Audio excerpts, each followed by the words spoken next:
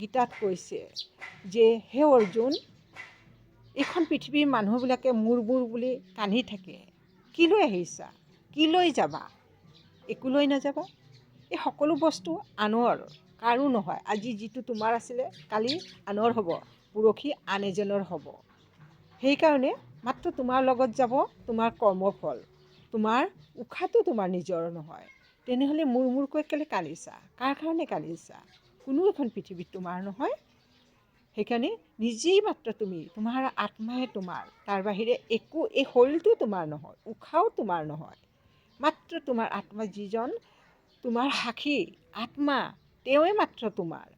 সেইকাৰণে মোৰ বুলি কৈ নাথাকিবা, দুখ নকৰিবা। কি হেৰাইছে, কি আছে, এইবোৰ চিন্তা নকৰিবা। সকলো সময়তে শান্তিতে আৰু সুখত থাকিবলৈ বিচৰা। এইবুলি ভগৱদ গীতাত শ্ৰীকৃষ্ণই অৰ্জুনক বুজাইছিল।